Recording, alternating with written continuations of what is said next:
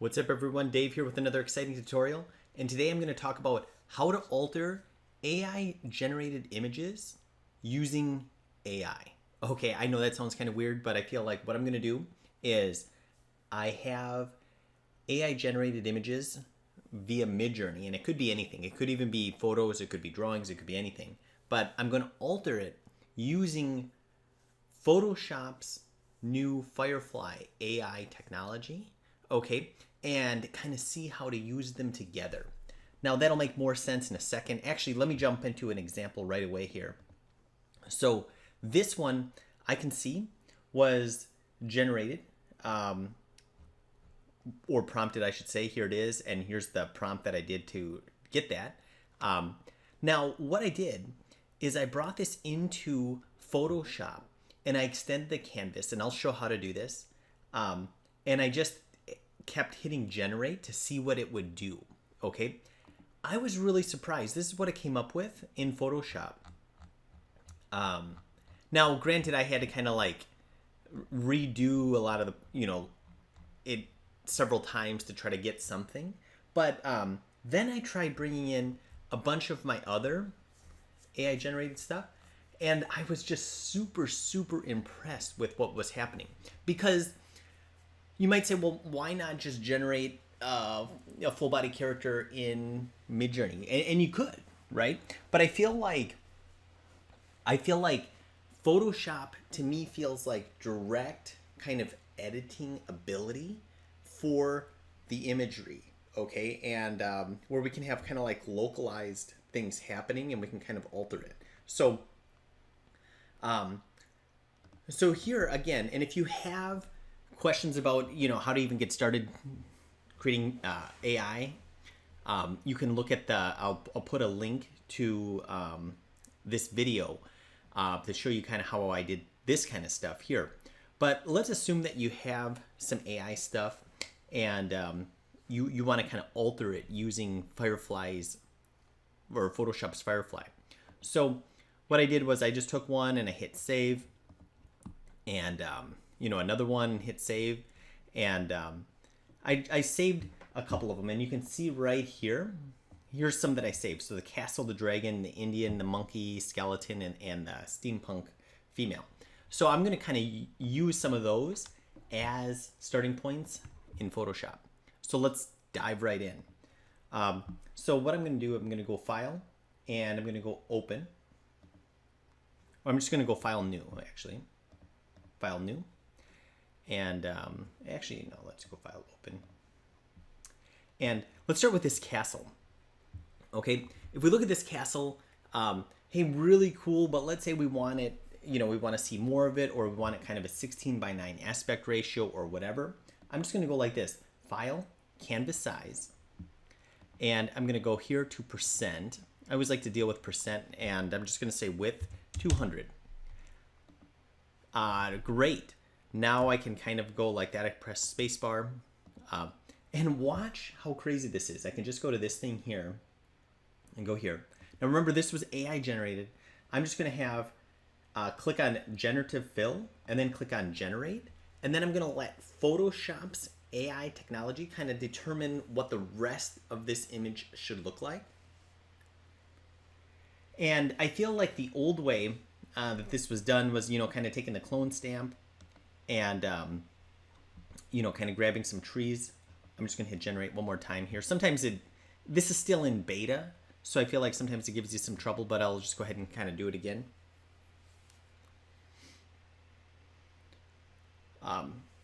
Okay, cool. And if you don't like that, you can see here's some different scenarios that I can give you. Okay. And also depending on how much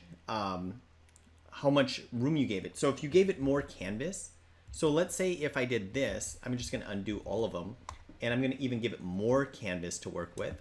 So if I go image canvas size, and let's say if I did %, and if I did 125, so an additional 125%, and now I'm going to kind of even do a bigger area. And all I'm doing is clicking on generative fill and generate. Now you might be saying, well, hey, hold on, Dave, I don't have generative fill or generate. And if you don't, that means you have just kind of the normal quote unquote Photoshop.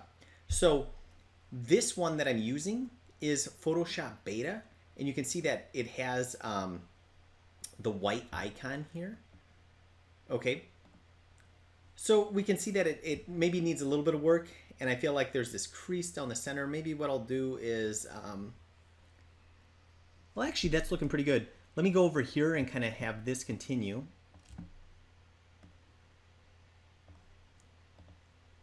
Okay.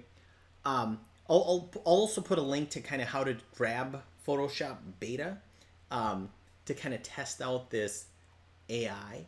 Again, it's using artificial intelligence to kind of determine what it should be doing. Wow, look at that. That is insane. Again, some different scenarios here. I kind of like this one here. And if I didn't like something, maybe I just go over this area right here. Let's see what happens if I just go over that area, hit generate, generate.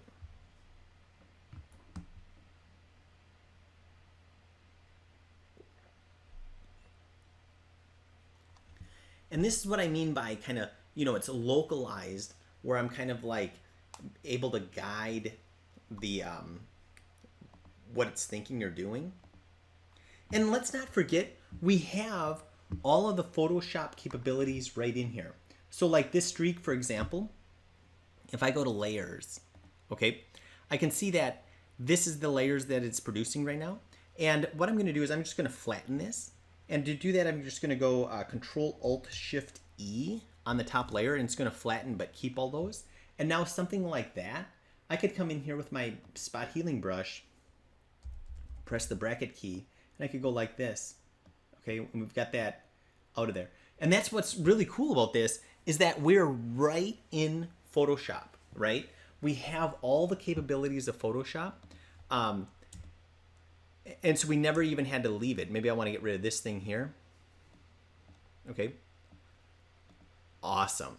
So I feel like having Photoshop skills can be definitely obviously beneficial and can help you really, take it to the next level.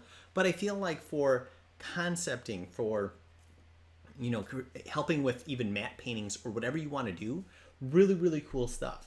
Okay. But that's just kind of the tip of the iceberg. Let's go ahead and open up something like this guy here. Okay. Now, this guy here, I was really curious to see what would happen, like if it would understand like his body. Like this is a character, like his body. So I went like this, image, canvas size, and I'm going to go, again, %.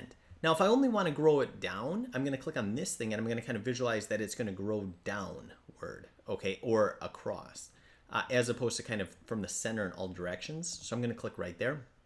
I'm going to say height, maybe 150%, okay?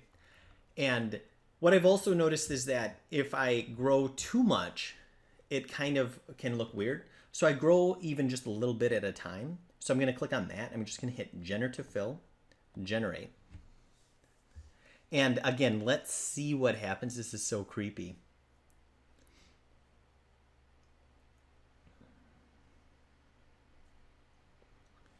Look at that. I mean, I feel like it's understanding kind of what this is.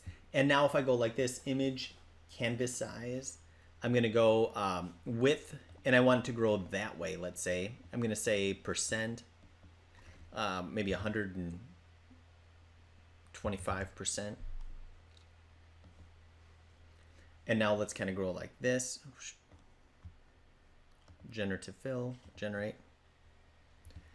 And I feel like it's like a seamless. I mean, it's just a seamless transition. It's just really good on how it's doing that.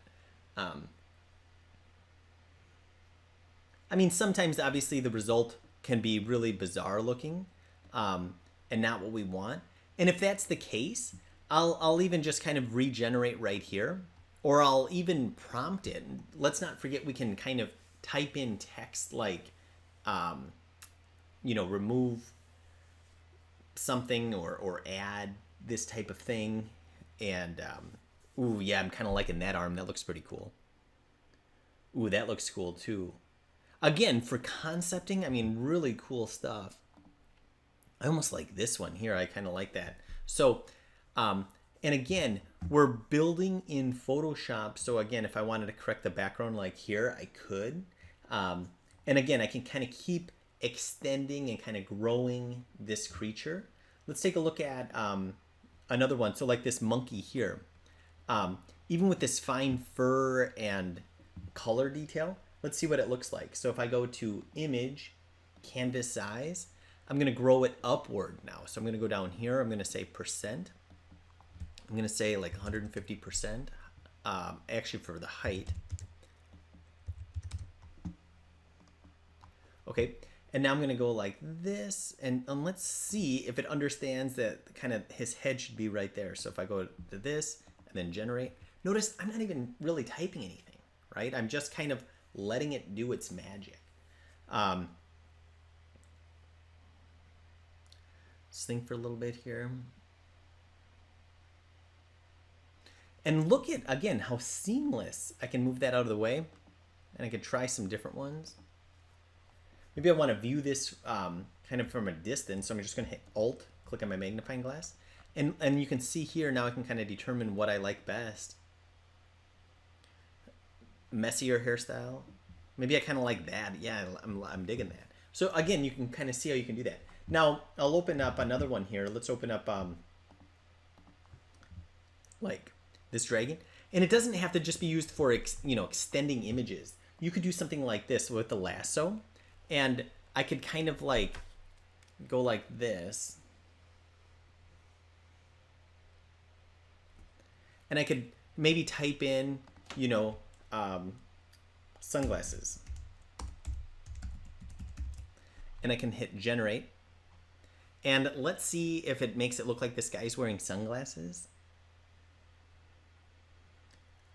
And again, this, if you're trying to kind of prompt Midjourney to have this guy wear sunglasses, I mean, you could just say dragon wearing sunglasses. But I feel like here, maybe I like, what it gave me.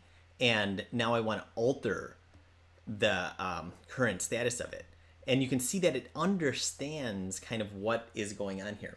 Now, what's really neat about these sunglasses is, again, we're in Photoshop. So that means that I can kind of come in here. Let's say I like these. And maybe I go into layers. And I can see that it automatically just kind of put a mask here. So let me click on that mask. And I can zoom in. And I can say that white reveals, okay, the image of the sunglasses, and black conceals. But let's not forget, I can come in here. And I could come down here and I could say, I want it to be kind of revealing on his eyes. So maybe I kind of pick a darker gray. And now I'll come in here. And I'll go like this. And we can see how it's going to be more convincing that these sunglasses are kind of part of the image. Or, like, integrated in there. Again, we're not really seeing his other eye, but I feel like, we start to get the idea. Where we can have things that are like that. Maybe I'll also kind of do this. If I go back to my selection, and I can go like this, add another dragon horn. Let's just see what it does. Again, and if you don't like what it does, you can always hide it. Because again, there are layers, and you don't always have to. Sometimes it gives you some weird things. But again,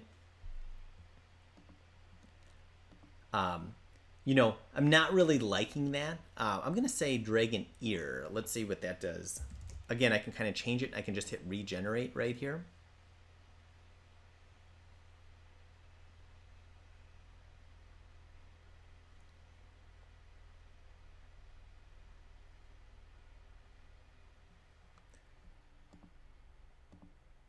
Again, not really liking these, so I'm just going to go here, and I can just hide it.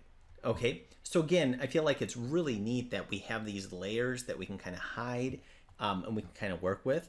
And if you wanted to change your mind on the glasses, you can always take the glasses off. And again, I've played around with it. I extended this guy's body. It turned out pretty cool. I extended a lot of them. Let me just bring in one more here, like this Indian chief here.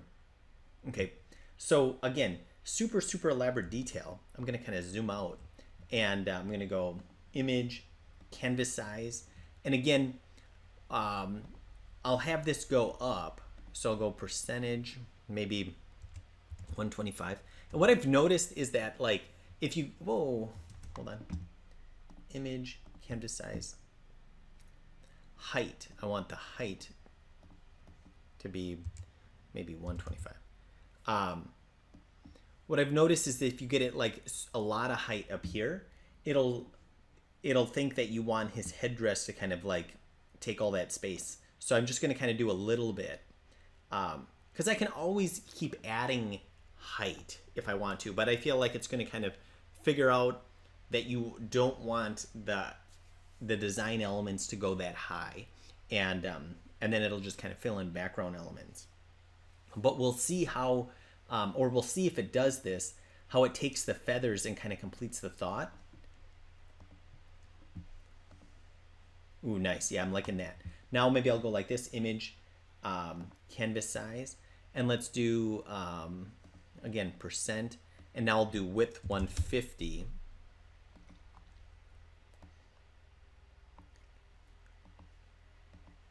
And it might take a little bit of experimentation to kind of see what's going to give you the best results.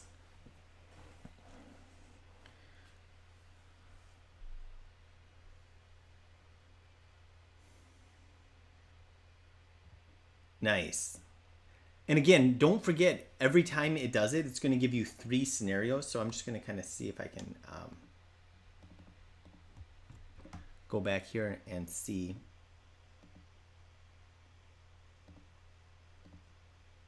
Yeah, I think that one's probably the best. And it's interesting because I feel like whatever scenario you give it, it's going to kind of dictate when it builds down what it's going to, how it's going to do. And I feel like, again, the more information that it has, eventually the more, the easier it'll be for kind of determine what you want.